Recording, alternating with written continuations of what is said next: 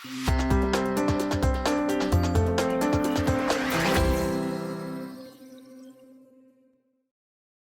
we all know by now, the SEC issued their highly anticipated climate-related rule proposals, and these proposed rules are extensive, over 500 pages in length in the adopting release.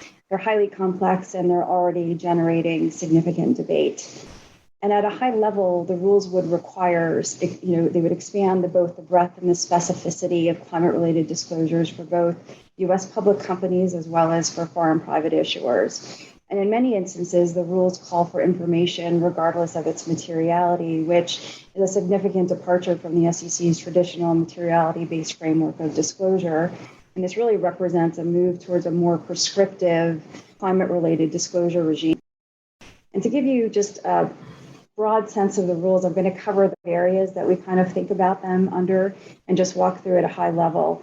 And the first is greenhouse gas emissions. Companies will be required to disclose both Scope 1 and Scope 2 emissions, regardless of materiality, and Scope 3 emissions to the extent material or to the extent it's referenced in a target or metric used by the company. The rules here are quite detailed, and Sarah's going to walk us through them. The important thing to be mindful of here is that these Scope 1 and Scope 2 disclosures would be subject to attestation by a third party. Starting first with greenhouse gas emissions disclosure, as Kathy mentioned in her introduction, the proposed rules will mandate disclosure of Scope 1 and 2 greenhouse gas emissions, even if the emissions are not material to the company. They will also require disclosures on a gas-by-gas basis, again, even if the particular gas emission is not material to the company. And perhaps more significantly, the rules will require that accelerated filers and large accelerated filers have their Scope 1 and 2 emissions data covered by an attestation report. And a few observations here. So some companies already report emissions data to the EPA, so not all of this will be entirely new, but the existing disclosures are done on a facility basis as opposed to an organization-wide basis. In addition, the proposed rules would apply to all types of companies, regardless of industry or emissions level.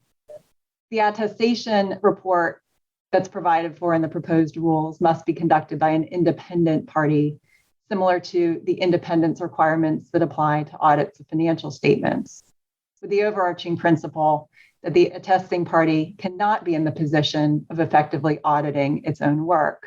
And therefore, as companies think about the effects of the proposed rules and next steps, they may want to begin thinking about who would provide such an attestation report as compared to who they may want to work with in terms of external third-party consultants who may help with collecting data, analyzing data, and preparing disclosures. The proposed rules also require detailed disclosure about the qualifications of the attesting party. And so one can imagine that there's going to be extended focus by investors and companies on the particular qualifications and credentials of different third-party providers. That's Scope 1 and 2. Perhaps the more burdensome aspect of the proposed rules are the rules relating to Scope 3 emissions disclosures. There's a lot of commentary out there already about the proposed rules. Some argue that the proposed rules don't go far enough and that the SEC should mandate Scope 3 disclosures for all companies.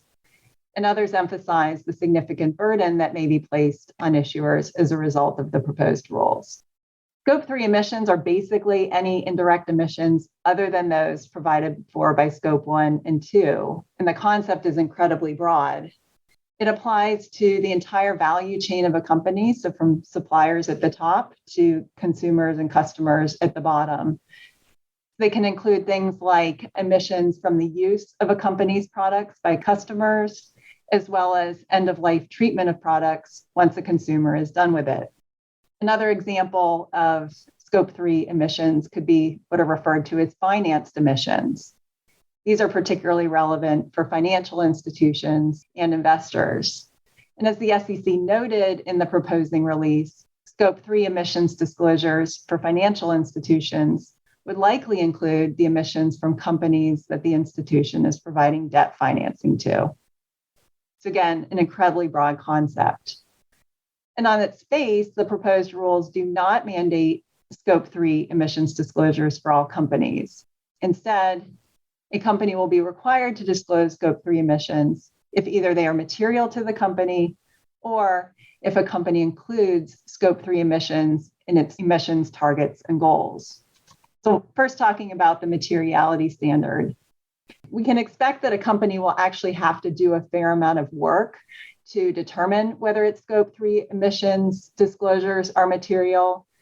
And so even if a company ends up not having to disclose them from reliance on a lack of materiality, they likely will have to spend a fair amount of time looking at the entire value chain, figuring out where Scope 3 emissions could be, and thinking about ways to estimate those disclosures. Even if a company Scope 3 emissions are not material, if they include Scope 3 in their targets or goals, then they also will have to disclose those emissions data. And what's interesting is that the rules actually don't require or specify that a company have publicly disclosed its targets or goals for this rule to take effect. So if a company has internal targets or goals that include Scope 3, then potentially they would have to make Scope 3 emissions data public. And in some ways, interestingly, the rules may actually disincentivize companies from incorporating Scope 3 emissions into their targets and goals.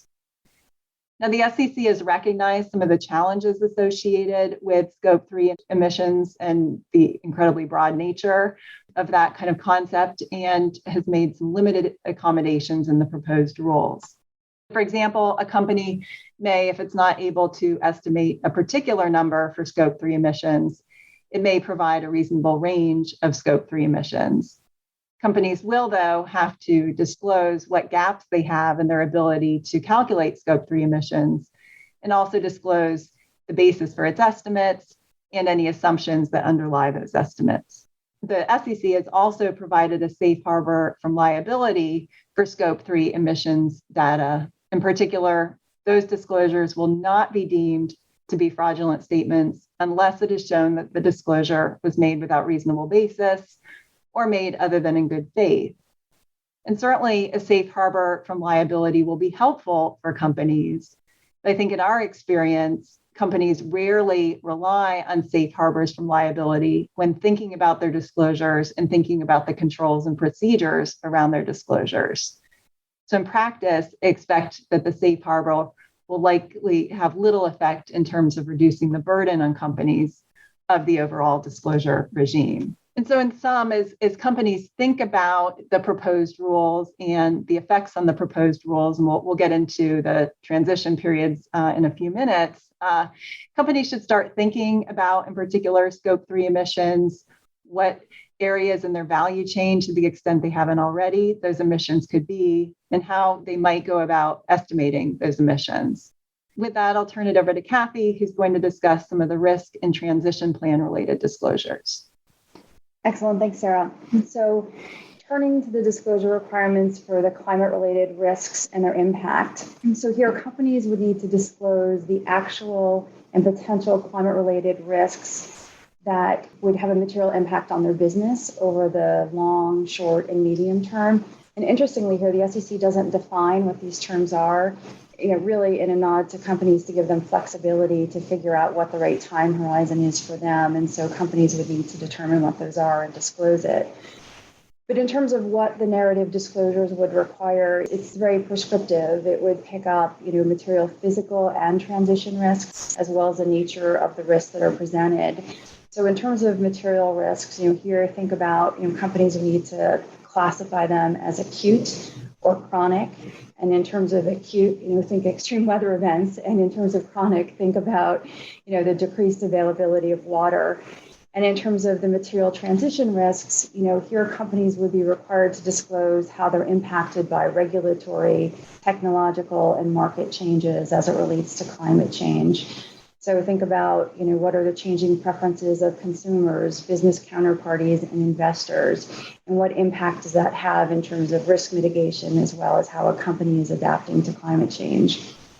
And finally, a company would be required to disclose the actual and potential impacts of the identified climate-related risks on their business strategy and outlook. and how such impacts are considered as part of their strategy, their financial planning, and their capital allocation. This is one area where the SEC goes significantly beyond what companies are currently doing under the TCFD framework. They don't really touch upon the impacts and go into the level of granularity that the SEC is asking for. Unless we have a boilerplate disclosures in the adopting release, the SEC actually specifies different types of impacts companies should consider, such as the impact on the type and location of a company's properties and operations, the impact on their suppliers, as well as impacts associated with their mitigation efforts. And although the rules themselves relating to the risks are qualified by materiality, so material physical risks, material transition risks, when we're talking about the impacts of those risks, they're not similarly qualified by materiality. So that's another important distinction. So there's a couple of important takeaways here. First is, although the rules don't require the use of any particular analytical tool to assess, different climate-related risks, to the extent a company uses certain analytical tools, they'd be required to describe it. So, for example, scenario analysis or the use of internal carbon pricing. So for scenario analysis, if a company uses it, and many companies do, they'd be required to disclose the scenarios considered, the parameters, assumptions, and analytical choices that they've used. What are the projected financial impacts of each of the scenarios that they're considering? And again, there's no limitation here on materiality. And this is going to be important for many, many companies. For instance, US financial institutions, financial regulators in the US are very focused on scenario planning and scenario analysis. And so to the extent this became a requirement, that requirement would then find itself into SEC disclosures under the proposed rules. And I think just at a high level, for companies that need to assess their climate-related risk, this is a very different analysis and exercise than what, companies did for their SEC reports today. And it could require companies to expend, significant resources in assessing their climate risks. So, for example, they could be hiring consultants to conduct physical climate risk assessments of particular assets, to assess vulnerabilities in their supply chain, as well as, other vulnerabilities and other matters. Next, I want to turn to climate-related transition plans, targets, and goals. And Sarah touched upon this a bit with respect to Scope 3 emissions. But again, in the category of if you say something, you kind of now are stuck with disclosing it. So while there's no mandate to use scenario analysis, or there's no mandate to have a transition plan, to the extent a company has adopted one, or they use various metrics or targets to measure progress against that, a company would be required to include both qualitative and quantitative information about that. So, for example, using different metrics, a company would be required to disclose the scope of activities and emissions covered by the target. What's the unit of measurement that they're using? Is it an absolute intensity versus a carbon intensity? What's the time horizon for achieving the target? Are there interim targets? And it goes on and on and on. And so for many companies, they have already published net zero pledges. That's become increasingly common, both in the US as well as abroad. And there's many other targets companies are setting, some voluntarily in response to different initiatives on various climate-related matters. And so not only would the company need to disclose the transition plan, but then they're going to need to disclose in every subsequent year the progress they've made against achieving their plan and steps they've taken to reach their targets or goals. So again, a couple of important takeaways here. There's no materiality threshold or qualification with respect to the targets or goals or the transition plan. And while some companies have adopted transition plans, others haven't. And so they'll need to think about, whether or not disclosure may be required. And particularly for companies that are earlier in their stages of ESG reporting that haven't adopted it, they're going to need to think about what they want to do there. And this is going to be a push and pull between, what are the disclosure requirements versus what do investors want to hear from companies in terms of, their climate-related objectives and plans. So, I think that the takeaway here is that before disclosing anything, think about that in the context of these proposed rules and how that might be implicated. Thank you for listening to S&C Critical Insights. For more information about our practice, please visit us on the web at www.solcrom.com.